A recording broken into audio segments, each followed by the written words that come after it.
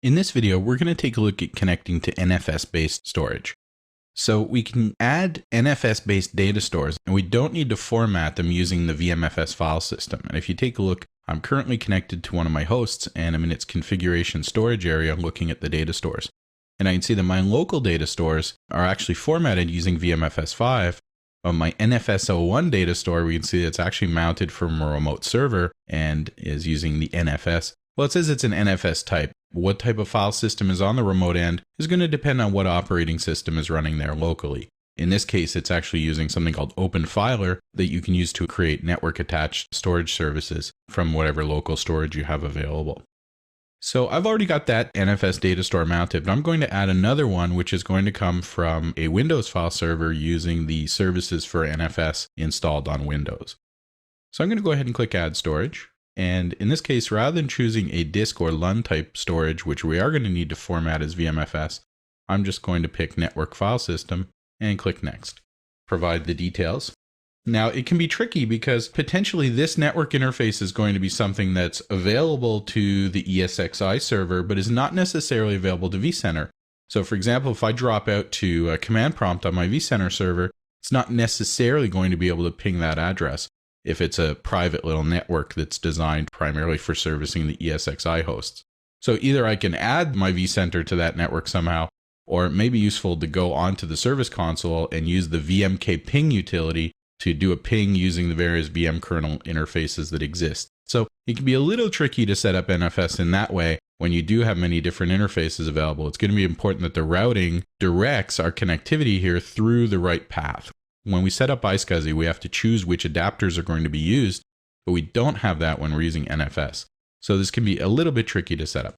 I'm going to provide the path, which in this case is NFS-02, and this actually is case sensitive and needs to match what's set up on the server. And then I'm going to provide a local data store name, and that doesn't really matter all that much. But if we're using a clustered set of servers or just servers that are all going to have access to this NFS share, then we're probably going to want to name them in a similar way just for consistency. And especially if we're actually going to host virtual machines off of these rather than just using NFS storage for templates or ISOs or something along those lines. So I'm going to go ahead and click Next. Now you'll notice it's not asking me for a username and password or any security information to go to connect to that NFS share. It's always going to access it as root. Now that can be a little bit difficult because typically NFS is going to block user ID 0, which is what's used for root. On a traditional Unix style system, if you're looking at your etc configurations, you'll see there's typically a root squash option that's the default. So typically you're going to have to use no root squash. Or for example, in Windows, there's a little checkbox that says allow root access. So you're going to need to make sure that that's done. And so we don't really have a huge amount of functionality for controlling who's able to access these NFS data stores and so on. So it's going to be important to at least use IP address restrictions. And we may want to isolate this network in some way and be very careful about how we're going to host production virtual machines there, because potentially someone might even be able to access those files without going through VMware at all. When we're on a VMFS data store, well, they could potentially use the data store browser or something, but there's a little bit of an extra layer of control there. My data store is mounted. I could go browse the data store. In this case, there's nothing on it, but I could start maybe using storage vMotion to put some virtual machines there, or I could create some new virtual machines and place them there. Or maybe I'm just going to use this to store templates for virtual machines or ISO images for installations. And if I'm only using that temporarily, maybe to upload a tool or something to the servers, or to upload a virtual machine to a server temporarily and then copy it off, once you're done, you can just unmount it quite easily. So long as there's no virtual machines that you're actively using from that data store anyway. And also, if you're in a DRS or HA cluster, that data store might have been selected as a heartbeat data store, and that can prevent you from removing it as well. But as you can see, it's reasonably straightforward to add or remove NFS storage, but you are going to have to be very, very careful that your environment, if it becomes dependent on those NFS data stores, that we're going to have those protected and ensure that we've got NIC teaming and so on the various network interfaces that we're going to use to connect to that storage to improve performance. Now, iSCSI requires a special configuration for doing multiple NICs with iSCSI, but NFS doesn't. So it can use techniques like NIC teaming and so on, whereas iSCSI can't.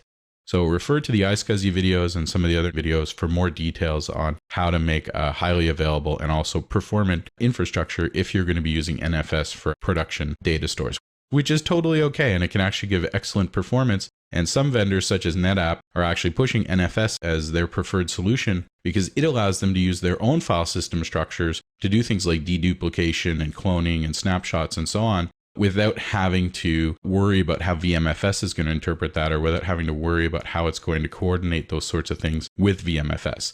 The NFS protocols are very simple, and that allows the vendors to provide their own value in the file system rather than just presenting a raw SCSI device. So this can be a very effective way of handling virtual machine storage, and Microsoft's Hyper-V 3.0 is also going in much the same direction and providing the capability of using Windows file shares as storage, although we cannot do that here, at least not yet, but maybe in a future edition of VMware.